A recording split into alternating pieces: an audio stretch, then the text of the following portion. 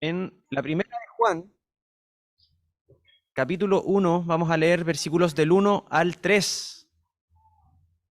Y por mientras, muy brevemente les cuento que estamos comenzando una nueva serie. Ya les voy a dar más detalle, pero hoy día paramos con Génesis un ratito. Vamos a parar todo el mes de octubre, así que ahí les voy a contar un poco más de qué se trata esta serie. Por eso nos vamos a primera de Juan, capítulo 1, versículos 1 al 3. ¿Lo tiene? Puede decir sí, amén, todas sirven. Bien, leemos. Y dice así la palabra del Señor. Lo que era desde el principio, lo que hemos oído, lo que hemos visto con nuestros ojos, lo que hemos contemplado y palparon nuestras manos referente al verbo de vida, la vida que se ha manifestado y que nosotros hemos visto y de la que damos testimonio, es la que nosotros les anunciamos a ustedes. La vida eterna, la cual estaba con el Padre y se nos ha manifestado. Así que lo que hemos visto y oído es lo que les anunciamos a ustedes para que también ustedes tengan comunión con nosotros. Porque nuestra comunión es con el Padre y con su Hijo Jesucristo. Oramos. Querido Dios, buen Padre celestial, oramos a ti dándote gracias porque podemos celebrar un culto, Señor.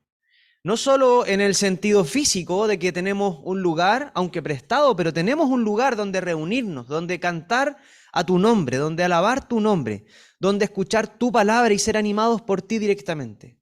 Pero también en un sentido espiritual. Podemos celebrar culto porque somos parte de la iglesia, porque somos parte de tu cuerpo, porque somos parte de ese edificio que has estado construyendo a lo largo de toda la historia, Señor.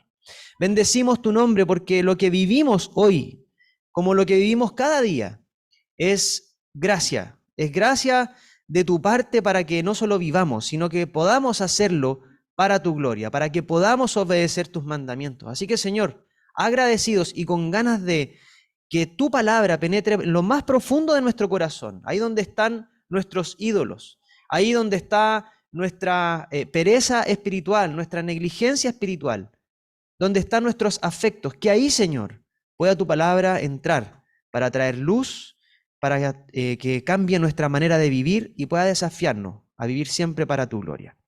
A ti la gloria y la honra, Señor, por siempre. Amén.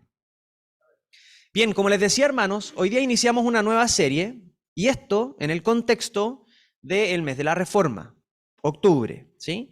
Y esta serie se llama Reformando nuestro discipulado. Reformando nuestro discipulado. Durante varios años, en muchas ocasiones, con distintas conversaciones con ustedes mismos, eh, hemos tenido esta inquietud de poder desarrollar discipulado en la iglesia. Y vamos a entonces adentrarnos en qué significa todo esto y cómo es que queremos desarrollarlo también. Y eso no es una iniciativa, y vamos a verlo a lo largo de todo el sermón, de este consistorio, del pastor Vladimir, del pastor Jan, es iniciativa de Dios mismo. Así que la invitación que vamos a estar haciendo durante todo el mes de octubre a reflexionar sobre cómo podemos reformar el discipulado y cómo podemos reformarnos nosotros como iglesia a través del discipulado es una invitación para todos, grandes, chicos, oficiales, no oficiales, para todos.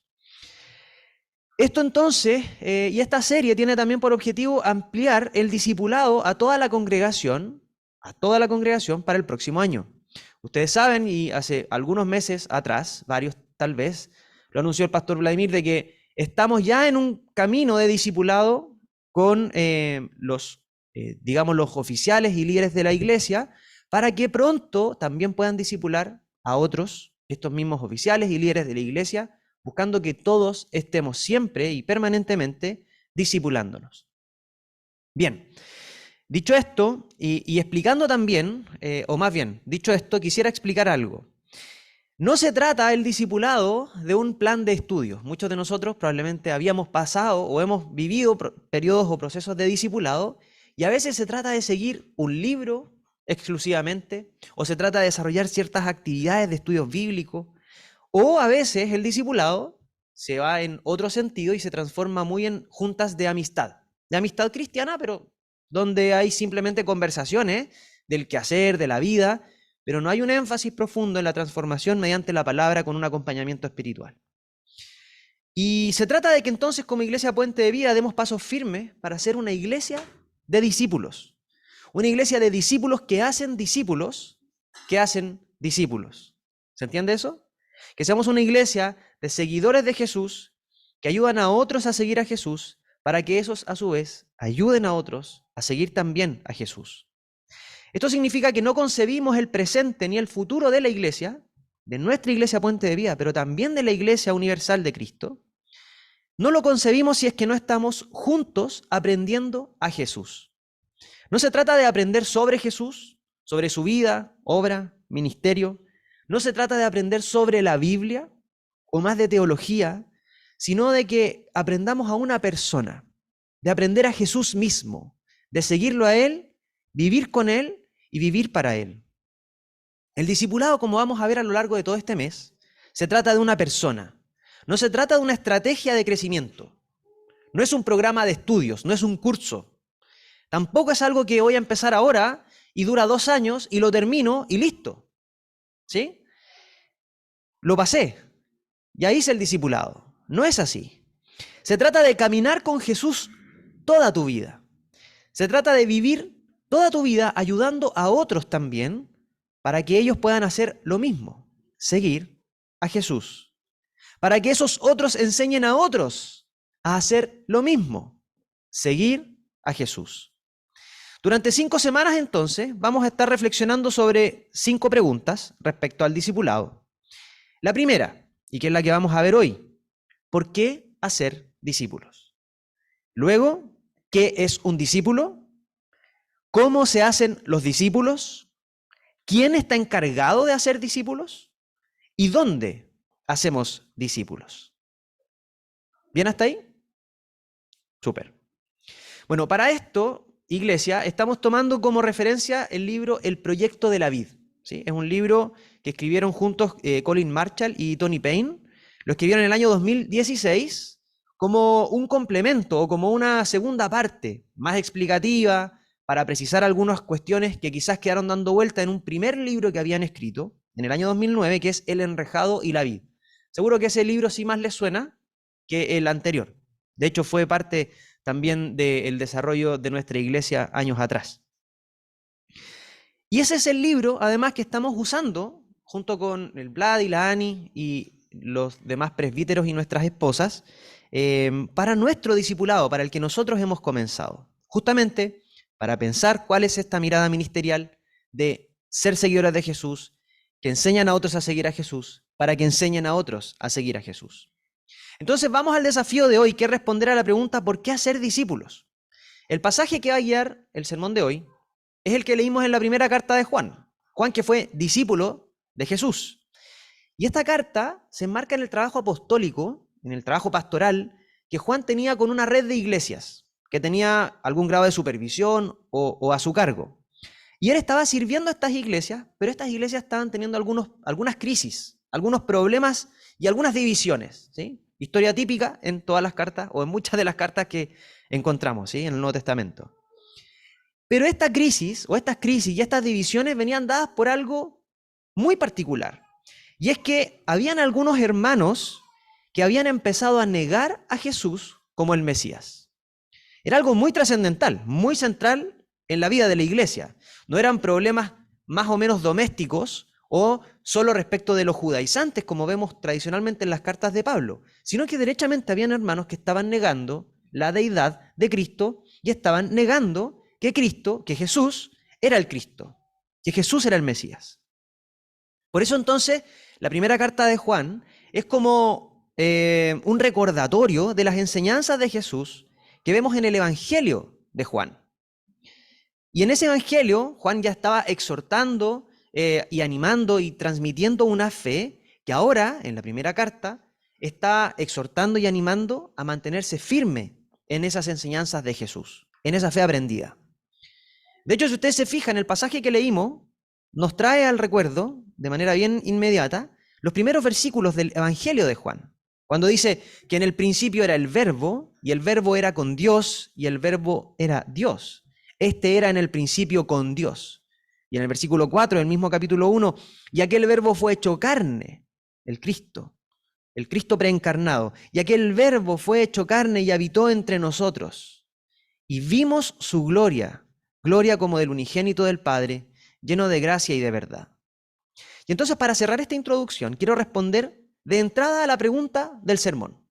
Por si ya voy a perder su atención en los próximos minutos, aquí está la respuesta. ¿Por qué hacer discípulos?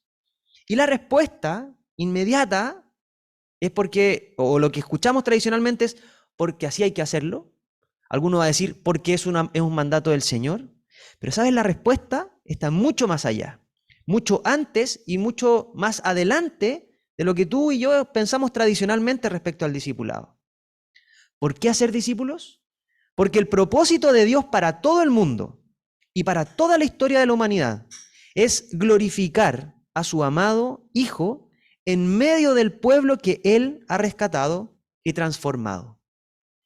La razón por la que debemos hacer discípulos o por la que estamos llamados a este ministerio es porque a Dios mismo le nació en la historia de la eternidad que su Hijo fuera glorificado en medio de un pueblo rescatado por su sangre. La razón del discipulado está escondida en la glorificación del Hijo y no en una manera de hacer iglesia. Está mucho más allá de tu vida y de mi vida la razón del discipulado. No es porque es un mandato, aunque sí, es un mandato hacer discípulos. No es porque así vamos a tener más miembros en Puente de Vida o en la IPCH, aunque sería lo natural y esperable que ocurra cuando tú te transformas o cuando tú eres un seguidor de Jesús que hace a otros seguidores de Jesús para que hagan a otros seguidores de Jesús. Pero no es para eso, sino que estamos llamados a ser discípulos porque Dios quiere glorificar al Hijo en el pueblo que ha rescatado y transformado para sí. ¿Por qué hacer entonces discípulos? Porque Dios está ejecutando un plan en la historia. Porque Dios está desarrollando un plan que trae gloria al Hijo, rescatando a personas desde el reino de las tinieblas al reino de su amado Hijo.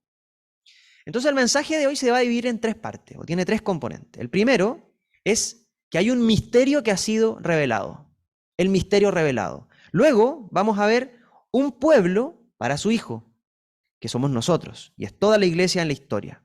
Y en tercer lugar vamos a recordar y tal vez alinearnos de nuevo con la gran comisión, que ustedes seguro conocen.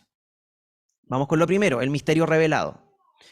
Dios, lejos de ser un tirano arbitrario, al que en realidad no le interese comunicarse, darse a conocer, darse a entender, Dios en realidad es más bien un Dios tremendamente bondadoso, tremendamente generoso, comprensivo con nuestras limitaciones. Porque en vez de simplemente darnos un mandato y decirnos háganlo porque yo lo digo, me obedeces porque soy tu papá, ¿sí? O porque soy tu mamá. Bueno, Dios quiso revelarnos su plan en detalle, darnos a conocer todo su plan. Entonces tenemos no solo acceso a este Dios eterno, sino que acceso también al conocimiento de lo que Él está haciendo en el cosmos, en el universo, en la historia.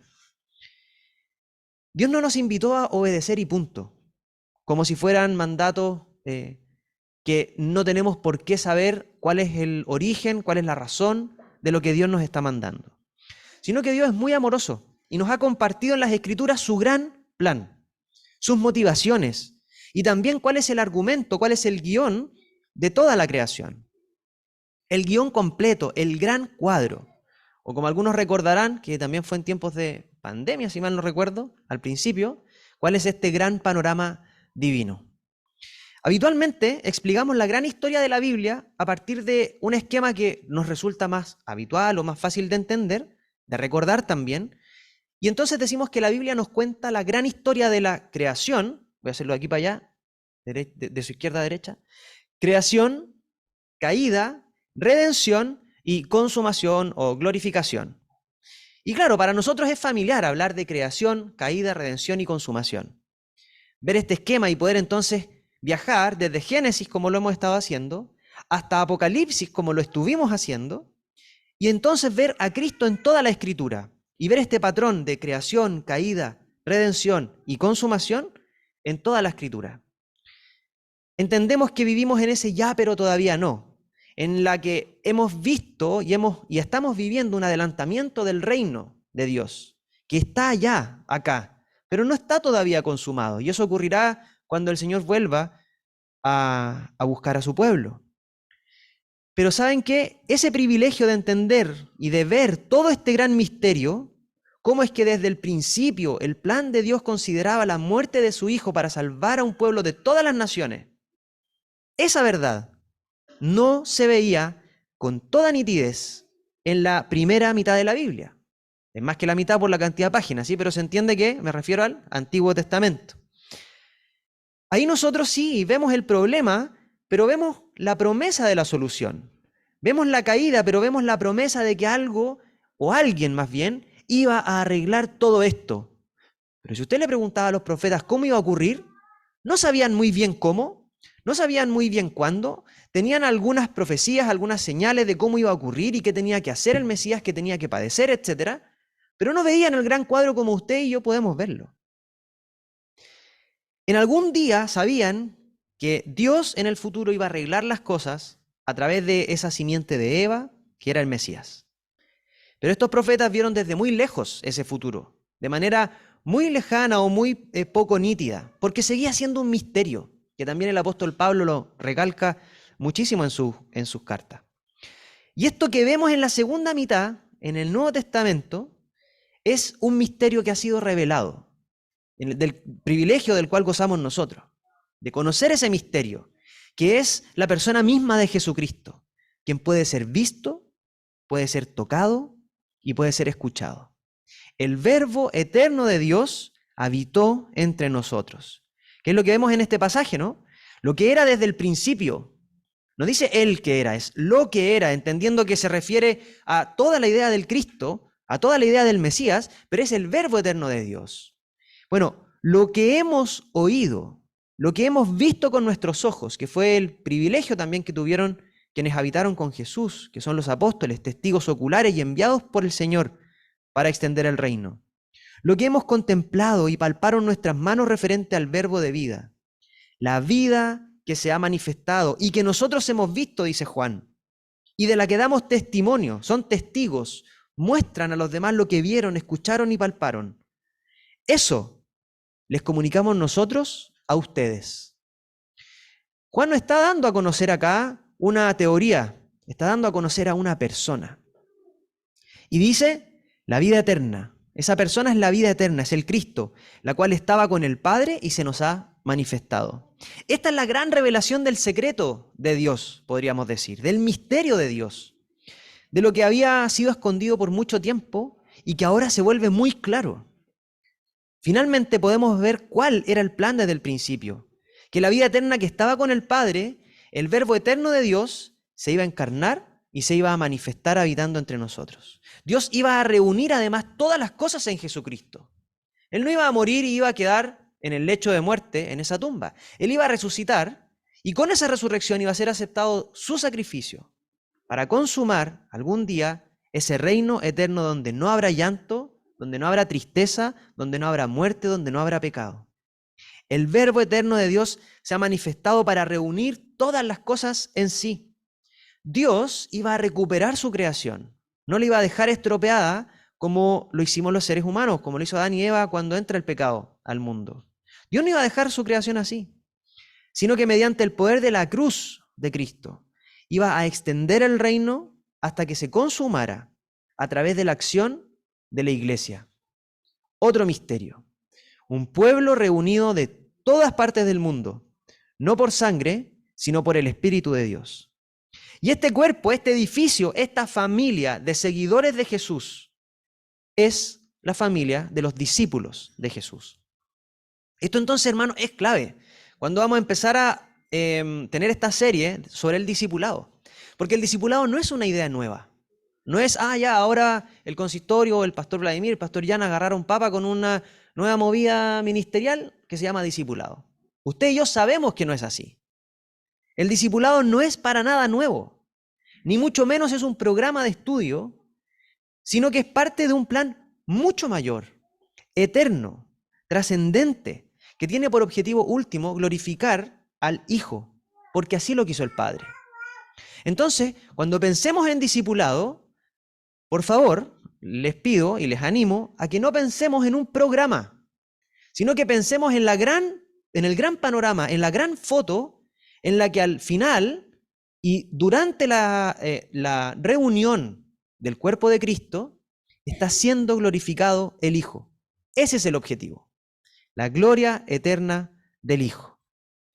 Si este misterio se ha revelado, el del Verbo encarnado, entonces la pregunta es ahora, ¿cuál es el plan de Dios para nosotros y para nuestro mundo? Ok, habitó entre nosotros, ¿y ahora qué? Y entonces, ¿por qué? Y entonces, ¿qué rol vamos a jugar nosotros en esta gran historia? Y esto da pie para el segundo punto del sermón. Y es un pueblo para su Hijo. En muchos pasajes del Nuevo Testamento vemos que la consumación del plan de Dios es un pueblo de todas las naciones, de toda lengua, de todo lugar, pero que tiene una cualidad particular, y es que ha sido redimido por la sangre del Cordero. Es que un pueblo que no se autoconvoca para ser el pueblo de Dios, sino que es un pueblo llamado por gracia y misericordia de Dios para ser familia suya. Y la condición, o más bien el medio que se utiliza para formar este pueblo, es la cruz de Cristo. Es su sangre redentora que es la única capaz de formar un pueblo santo, de santificar un pueblo para sí. Y es Jesucristo quien está reinando a la diestra del Padre y juzgando de manera definitiva al mal. Podemos mirar en Apocalipsis 7, quien quiere puede seguir la lectura. En Apocalipsis 7 tenemos una foto de cómo se ve esta consumación. Versículos 9 al 10 y del 13 al 17. Dice así: después de esto, vi aparecer una gran multitud, compuesta de todas las naciones, tribus, pueblos y lenguas. Era imposible saber su número. Estaban de pie ante el trono, en presencia del Cordero, y vestían ropas blancas. En sus manos llevaban ramas de palma, y a grandes voces gritaban: la salvación proviene de nuestro Dios, que está sentado en el trono, y del Cordero. Entonces, versículo 13, uno de los ancianos me dijo: ¿y estos que están vestidos de ropas blancas, quiénes son? ¿De dónde vienen? Y yo le respondí: Señor, tú lo sabes. Entonces él me dijo: estos han salido de la gran tribulación. Son los que han lavado y emblanquecido sus ropas en la sangre del Cordero. Por eso están delante del trono de Dios y le rinden culto en su templo de día y de noche. Y el que está sentado en el trono los protege con su presencia. No volverán a tener hambre, ni sed, ni les hará daño el sol, ni el calor los molestará, porque el Cordero que está en medio del trono los pastoreará y los llevará a fuentes de agua de vida, y Dios mismo secará de sus ojos toda lágrima. Hacer discípulos, hermanos, es parte de este plan que nos entrega esta foto final, de este plan de Dios para su propia gloria. Es parte del plan de conformación de un pueblo para sí, un pueblo que ha sido santificado, purificado, pero que también está lleno de alegría y gozo eternos. Sin freno, sin pecado, sin llanto, sin dolor. Este pueblo está compuesto por los seguidores de Jesús, de toda tribu, de toda lengua, de toda nación, de todo lugar. Y habitualmente, si hay algo que instintivamente, o tal vez por nuestra época, nos acercamos a valorar de este tipo de pasaje, que nos muestran esta gran figura de este pueblo reunido, es que decimos: gloria al Señor por esa diversidad dentro del pueblo de Dios. Y podemos decir, sí, gloria al Señor por eso. Pero no es tanta la alegría y la celebración de este pueblo porque se ven de distintas tribus, lenguas y naciones, por su diversidad, como en el fondo no es porque, qué buena, esto se parece a un comercial de Ripley, así como a un comercial de Benetton para los más viejos, ¿sí? ¡Qué buena! Lo logramos, ¿sí? El Señor reunió de todo lugar. No, y es valioso que seamos de tantos lugares y hablemos tantas lenguas tan distintas. La celebración que está aquí no es por la diversidad, sino porque Dios solucionó el problema del pecado en la humanidad.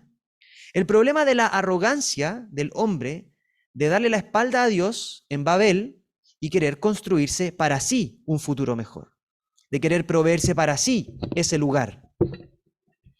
Entonces lo que hizo el Señor es vencer al pecado, y ese es el motivo de gran alegría de este pueblo. Acordémonos que ahí lo que ocurre en la Torre de Babel es que el Señor los dispersa y confunde sus lenguas por la arrogancia. Eso es lo que hace el Señor, y que vemos que acá es completamente superado, es completamente vencido el pecado en esta reunión de un pueblo de todas partes. Hay un pastor anglicano que se llama, y escritor también, que se llama Vaughan Roberts, el autor del Gran Panorama Divino, y él dice que lo que vemos en este pasaje y en estos pasajes que nos adelantan esa consumación es que vemos el pueblo de Dios en el lugar de Dios bajo el gobierno y bendición de Dios. Eso es lo que estamos viendo acá. Eso es la comunidad de discípulos en la consumación. Es el pueblo de Dios en el lugar de Dios, que es esta nueva Jerusalén, bajo la bendición de Dios, que consiste en obedecer sus mandamientos, porque no estará mediada nuestra relación con el pecado que nos estorbe. Vemos entonces que el discipulado no se trata de nosotros principalmente. Tampoco se trata de una manera de hacer iglesia. O el discipulado tampoco es solo una filosofía ministerial, sino que el discipulado es Dios conformando un pueblo para sí, para glorificar al santo nombre del Hijo. Es un pueblo que ha sido redimido del mal por medio del sacrificio de Jesús. Es un pueblo al que le han sido perdonados sus pecados para siempre. Es un pueblo que ha sido purificado. Es un pueblo que está ansioso por hacer el bien y por obedecer la palabra del Señor, por obedecer sus mandamientos, por seguir a Jesús hasta que Él vuelva. Es esta perspectiva escatológica, es esta perspectiva de la gran foto, la que nos permite responder a la pregunta del sermón de hoy, de por qué hacer discípulos. Bueno, anunciamos a Cristo a otros y ayudamos a otros a hacer lo mismo, es decir, a que otros sigan a Jesús, que otros aprendan a Jesús. Lo hacemos porque de esa manera es como Dios está reuniendo un pueblo para sí, porque de esa manera Dios está llamando a los suyos a tener comunión con Él. Porque de esa manera Dios está conformando su cuerpo, está construyendo su cuerpo a lo largo de la historia y a lo ancho del mundo, con el único y claro propósito de glorificar al Hijo de Dios. Entonces la razón del discipulado está escondida en Cristo mismo, no en usted, no en mí, no en el consistorio, no tampoco en la iglesia. En Cristo mismo está el fin, el objetivo, la causa del discipulado.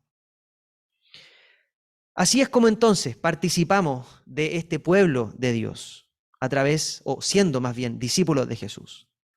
Así Dios quiso que sus ovejas perdidas tuvieran comunión con Él, comunión con la iglesia también, que es lo que enseña en la primera de Juan, en el versículo 3.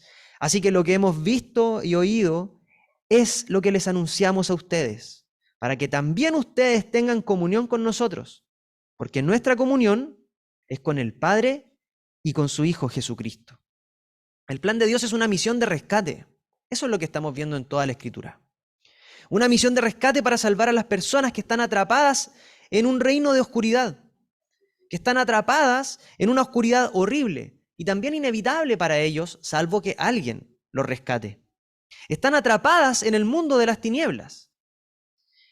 Uno de los problemas más importantes que nos llevan a perder como el sentido de urgencia, de necesidad, de urgencia, es como tiene que ocurrir pronto, ahora y sin demora, respecto del discipulado, es que muchas veces miramos a nuestros amigos, miramos a nuestros vecinos y los vemos relativamente bien, como que igual disfrutan de la vida, como que están más o menos satisfechos con algún grado de consumo, con sus propios proyectos personales, alguna realización académica, alguna realización profesional o laboral, o alguna realización familiar. Ya me puedo dar por satisfecho, 2 hijos, un perro.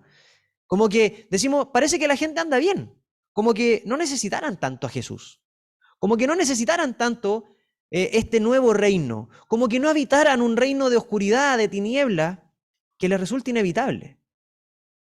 Y entonces, como iglesia, pensamos que en realidad lo que hacemos acá es un grupo de pertenencia. donde la gente puede o no estar. Si no están, no es tan terrible. Si no están, tampoco la están pasando tan terriblemente mal. Pero ¿saben qué, iglesia? Ese es un pésimo diagnóstico que nos lleva a relajarnos en falsos laureles y no a ser discípulos. Porque creemos que viven en un reino de luz, que la están pasando súper, que llevan vidas plenas, cuando en realidad están llevando vidas en tinieblas directo al infierno. Ese sentido de urgencia respecto de seguir a Jesús y llevar a otros a seguir a Jesús es el que hemos perdido porque nos hemos amoldado en nuestra mirada respecto al mundo actual. Como que en realidad la vida no se trata de pasar del reino de la oscuridad al reino de la luz y que esa es la mayor bendición, sino que la vida se tratara de consumir, de acumular, de disfrutarla, aunque sea que te lleve al infierno. Esa falta del sentido de urgencia, iglesia, es la que nos tiene falsamente y equivocadamente relajados en ser discípulos de Jesús, ser fieles seguidores de Jesús y ayudar a otros a seguir a Jesús. No somos conscientes de que ese reino, el reino de la oscuridad, es un reino que esclaviza al pecado. Es un reino que conduce al infierno, a nuestros familiares, a nuestros amigos, a nuestros vecinos, a las personas que amamos y a las que no. Es una cuestión profunda y realmente dramática. Tristemente, solemos separar la anunciación de Jesús, la predicación del Evangelio, del discipulado, como que fueran dos cosas distintas. Como que una cosa es predicar a Cristo y otra cosa es hacer discipulado o hacer discípulos de Jesús. ¿Y saben qué, hermanos? Parece que estamos perdiendo un poco la perspectiva. Porque Dios no nos ha llamado a predicar y a simplemente tirar la palabra. Y luego de eso, volvemos a nuestro lugar confortable en la iglesia. Él nos ha llamado a ser discípulos, que es una tarea distinta de simplemente decir la palabra. La anunciación es la anunciación de todo este plan, de conformar un pueblo para sí, para su gloria. Es decir, todo el plan es o considera al discipulado. El Señor nos ha regalado los privilegios de ser su pueblo y también de llamar a otros a ser parte del reino del Hijo. Por eso nuestra predicación no es, gente, incrédulos, crean que Dios existe. Nuestra predicación es un llamado a tener comunión con Dios, como leíamos recién en la primera de Juan. Y esa comunión es por medio de Cristo, es a ser parte de la familia de Dios. Nuestra predicación es a pasar de un reino a otro, es a ser seguidores de sí mismos o seguidores del mundo, a ser seguidores de Jesús. Nuestra predicación es el discipulado. Por eso el tercer punto de este sermón es la gran comisión. Probablemente todos acá conocemos y casi de memoria este pasaje, ¿sí? En Mateo 28, el último relato de este evangelio, en que el Señor tiene este episodio que narro, digamos, o que leo, del versículo 16 al 20. Mateo 28, al que quiera seguirlo. Pero los 11 discípulos se fueron a Galilea, al monte que Jesús les había señalado. Y cuando lo vieron, lo adoraron. Pero algunos dudaban. Jesús se acercó y les dijo: toda autoridad me ha sido dada en el cielo y en la tierra. Por tanto, vayan y hagan discípulos en todas las naciones, y bautícenlos en el nombre del Padre y del Hijo y del Espíritu Santo. Enséñenles a cumplir todas las cosas que les he mandado, y yo estaré con ustedes todos los días hasta el fin del mundo. Amén. Los autores de este libro que les mencioné al comienzo, Marshall y Payne, reflexionan sobre este pasaje diciendo lo siguiente: a veces, nuestras traducciones dan la impresión de que el énfasis de este mandato, de esta comisión, está en el vayan. Pero el verbo principal de esta oración es hagan discípulos. ¿Cómo? Bautizándolos y enseñándoles. La comisión implicaba entonces enseñar a otros a arrepentirse, enseñar a otros a tener fe en Jesús, enseñar a otros a someterse al señorío de Cristo. ¿Y cómo se les iba a enseñar esto? Háganlo, dice el Señor, como yo lo hice con ustedes. Enséñenles. Yo fui maestro suyo, ahora ustedes sean maestros de aquellos. Para los que crecimos en un contexto evangélico desde chicos, o puedo decir desde menor edad, ¿sí? Porque lo de chicos a algunos no se nos pasa, lo primero que pensamos con la Gran Comisión es en las misiones transculturales. Cuando pensamos en la Gran Comisión, pensamos en banderas, razas, lenguas, misiones transculturales. como si el énfasis estuviera siempre en el vayan. Está súper bien las misiones transculturales, son necesarias, ¿sí? Pero una mejor traducción, proponen estos autores, sería cuando vayan o al ir, bauticen y enseñen. La Gran Comisión hace de la tarea de hacer discípulos algo que toda la iglesia, no solo los misioneros transculturales, que todo discípulo cristiano debería hacer de manera normal, regular, habitual, pero también prioritaria en su vida cristiana. Nuestro objetivo entonces es, como pueblo de Dios, como discípulos de Jesús, no simplemente predicar el evangelio a ver si alguien lo agarra, ¿sí? Yo voy a predicar las buenas nuevas de la manera que sea, voy a predicar este plan de creación, caída, redención, que es necesario el arrepentimiento de pecado, y el que agarra, agarra. No es eso, hermanos. Tampoco se trata de que el discipulado busque hacer más miembros para nuestra iglesia. Nuestro objetivo es hacer verdaderos discípulos de Jesús para que el nombre de Cristo sea glorificado. Nuevamente, como nos decía Juan, lo que hemos visto y oído les anunciamos a ustedes para que tengan comunión con nosotros, que es con el Padre y con su Hijo Jesucristo. Hay un ejercicio mental que estos autores nos proponen y es el siguiente. ¿Qué crees? Pregúntatelo a ti. Voy a poner el nombre de fulano, porque es un nombre que sospecho nadie tiene, ¿cierto? ¿Qué crees que está sucediendo realmente cuando tu amigo fulano, tu amiga fulana, que no es creyente, se convierte en discípulo de Jesús y se une a una iglesia? ¿Qué crees que está pasando aquí? Estos autores nos proponen esta pregunta. ¿Qué crees que está pasando cuando tu amigo se convierte en un discípulo de Jesús, se une a la iglesia, ese que no era creyente? Según el mundo, van a decir, ya, fulano, fulana, lo que hizo fue encontrar un club social donde es relativamente aceptado, parte de, tiene algún rol dentro de la comunidad, tiene un espacio de soporte, tiene un espacio de seguridad de cualquier tipo. Está buscando suplir ciertas necesidades espirituales, necesidades emocionales, y las encontró en esa iglesia. Otros van a pensar que en realidad fulano decidió cambiar su vida por una motivación ética, moral, ¿sí? Tenía problemas de cualquier tipo, alcoholismo, droga, que fue una gran historia y gran aporte también de la iglesia pentecostal durante muchos años.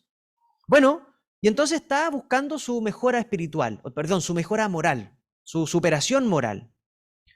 Y algunos creyentes van a decir, ¿sabes qué? Lo que está pasando en realidad con esta persona no creyente es que Dios le está dando a fulano algo mucho mejor y algo más valioso que cualquier mejora de vida que esta persona pueda imaginar.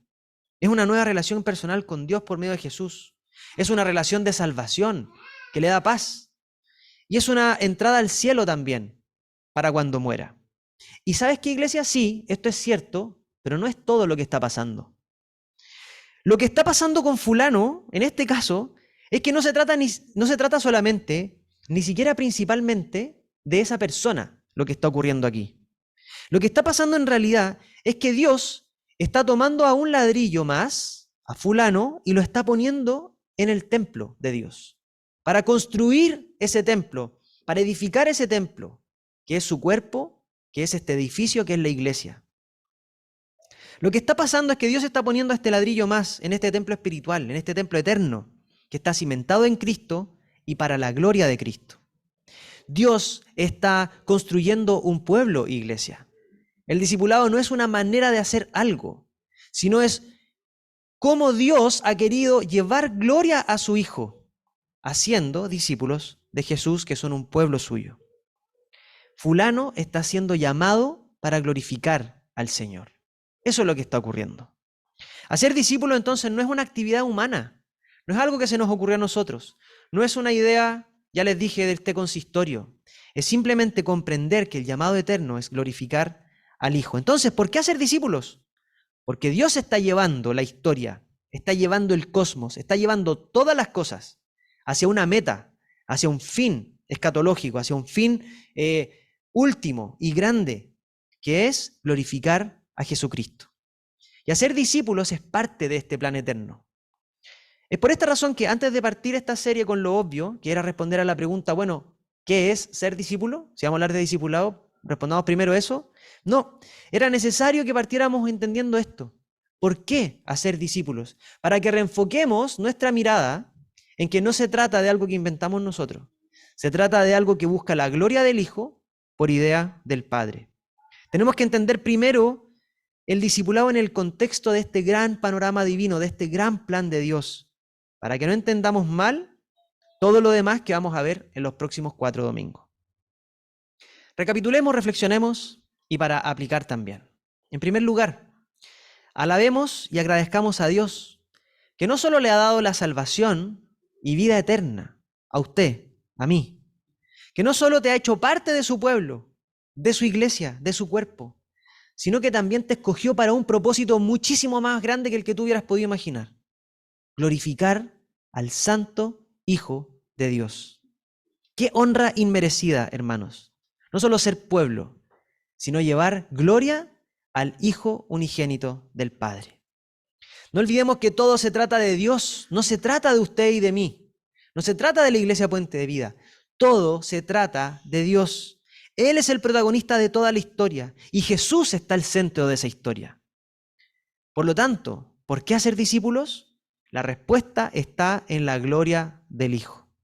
Seamos diligentes, hermanos, en obedecer el mandato también de la Gran Comisión, en anunciar siempre lo que hemos recibido por la palabra, por lo que otros vieron, por lo que otros oyeron y que nos han transmitido a lo largo de estos 2000 años, para que seamos partícipes del llamamiento de más y más discípulos de Jesús, para que ellos también llamen a otros a ser discípulos de Jesús. ¿Con qué fin? Que alabemos y glorifiquemos el nombre de Dios por siempre. Pidamos al Señor que nos bendiga con sabiduría y también con unidad como iglesia, para que en esta reforma del discipulado en nuestra iglesia podamos comprometernos de manera más profunda, más sincera, con seguir a Jesús en cada área de nuestras vidas, con que aprendamos a Jesús en cada área de nuestras vidas, en lo más profundo de nuestro corazón y de nuestros afectos, para que guiemos a otros también a la comunión con Dios como algo natural, como algo habitual y como algo prioritario. Oremos, hermanos. Te damos gracias, Señor,